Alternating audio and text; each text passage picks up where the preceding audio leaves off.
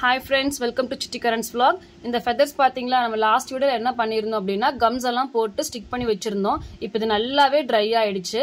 இத நம்ம என்ன பண்ண போறோம்னா இந்த ஃப்ரேம்ல இருந்து நம்ம கட் பண்ணி எடுக்க போறோம். ஒவ்வொரு பேட்சுமே நம்ம கட் பண்ணி எடுக்க போறோம். சோ எப்படி dry ஆயிருக்குங்கிறது once பாத்துறலாம் வாங்க. gums வந்து dry ஆனதுனால என்ன ஆச்சுனா அந்த white color patches-ஏ தெரியல பாருங்க.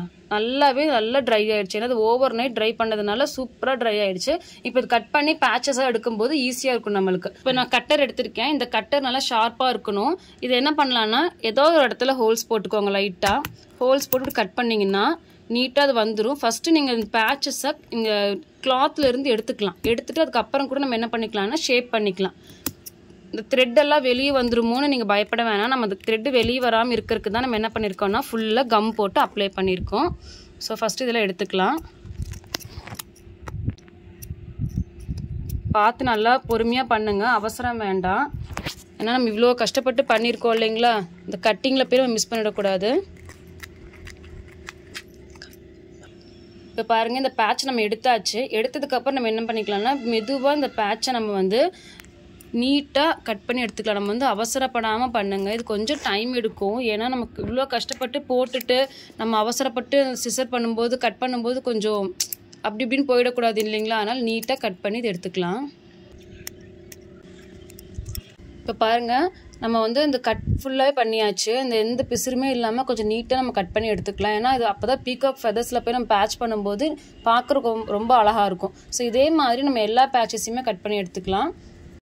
இப்போ எல்லா பேட்சஸையுமே கட் பண்ணி எடுத்தாச்சுங்க. எவ்வளோ நீட்டாக இருக்குது பாருங்கள். நம்ம இந்த அளவுக்கு ஃபினிஷிங் வர மாதிரி இந்த வந்து நம்ம என்ன பண்ணணும்னா நீட்டாக ட்ரிம் பண்ணி எடுத்துக்கணும். ஃபஸ்ட்டு கிளாத்லேருந்து எடுத்துகிட்டு அதுக்கப்புறம் நல்லா ட்ரிம் பண்ணிக்கோங்க. ஏன்னா இந்த அளவுக்கு இருந்தால் தான் பார்க்கும்போது ரொம்ப அழகாக இருக்கும். பார்த்தீங்கன்னா உங்களுக்கு தெரியும்.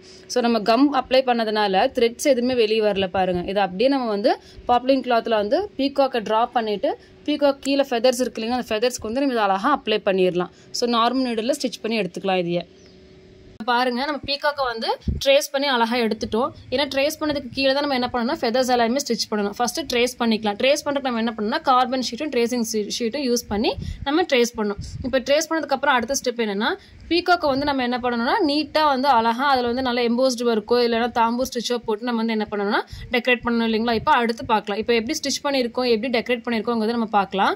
இதில் பார்த்தீங்க அப்படின்னா நான் பீகாக்கை ஃபுல்லாகவே கம்ப்ளீட் பண்ணிட்டேன். அதில் ஃபஸ்ட்டு நான் என்ன பண்ணிருக்கேன்னா ஜரி த்ரெட் மூலியமாக இந்த சைடில் பார்த்தீங்கன்னா தெரியும் ஜரி த்ரெட்டில் வந்து நான் ஸ்டிச்சஸ் கொடுத்துருக்கேன். அதுக்கு மேலே வந்து சுகர் பீட்ஸ் ஃபுல்லாக கொடுத்துட்டேன்.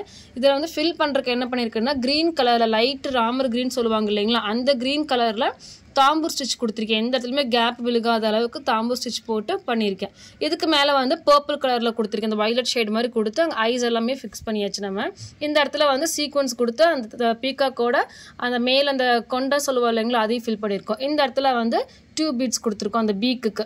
ஸோ நெக்ஸ்ட் பார்த்தீங்கன்னா பிங்க் கலர் டியூப் பீட்ஸ், அதுக்குள்ள ஆரஞ்சு கலரில் தாம்பூர் ஸ்டிச் கொடுத்துருக்கோம். ஸோ இது பார்த்தீங்கன்னா ஃபுல்லாகவே பீகாக் வந்து கம்ப்ளீட் பண்ணியாச்சு.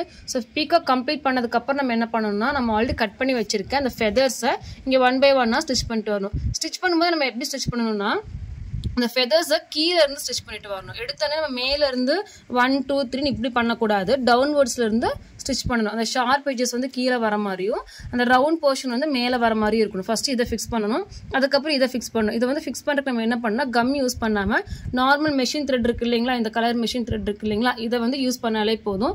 நார்மல் நீடில் நம்ம இந்த நார்மல் நீடில் இங்கே பார்த்தீங்கன்னா இந்த மாதிரி நீடில் 1 by 1 ஸ்டிச் பண்ணிட்டு வரணும். ஸோ நான் டவுன்வர்ட்ஸ் வந்து ஸ்டிச் பண்ணிட்டு வந்து இப்போ வந்து நீங்கள் டச் பண்ணிங்கன்னா தெரியும். இந்த இடத்துல பார்த்தீங்கன்னா உங்களுக்கு தெரியும் இது ஏன் 3D பேச்சஸ்ன்னு சொல்கிறாங்க. நம்மளால வந்து அந்த ஃபெதர்ஸை ஃபீல் பண்ண முடியும்.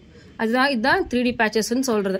இதெல்லாம் பார்த்தீங்கன்னா இந்த கிளாத்தோட ஃபிக்ஸ் ஆகிருக்கும். இது வந்து நம்ம டச் பண்ணாலும் அந்த ஷேப் நமக்கு கிடைக்காது. இதில் வந்து பார்த்தீங்கன்னா அந்த ஃபெதர்ஸை தூக்க முடியும், அந்த ஃபீல் பண்ண முடியும் நம்மளால. அதனால தான் 3D பேச்சஸ்ன்னு சொல்கிறாங்க. ஸோ இந்த 3D பேச்சஸ் நீங்கள் லாஸ்ட் வீடியோஸ் எல்லாம் பார்த்தீங்கன்னா எப்படி கட் பண்ணணும் அப்படிங்கிறது எல்லாமே உங்களுக்கு தெரியும். ஸோ அந்த வீடியோஸ் எல்லாம் ஃபுல்லாக பார்த்துட்டு வாங்க. இதோட ஒர்க் எப்படி இருக்குது அப்படிங்கிறதும் இந்த பீகாக்கோட ஃபினிஷிங் எப்படி இருக்குங்கிறதும் மறக்காமல் கமெண்ட் பாக்ஸில் கமெண்ட் பண்ணுங்கள். இதே மாதிரி நிறைய வீடியோஸ் உங்களுக்கு வேணும்னா மறக்காமல் சேனலை சப்ஸ்கிரைப் பண்ணிக்கோங்க ஃப்ரெண்ட்ஸ். Bye bye.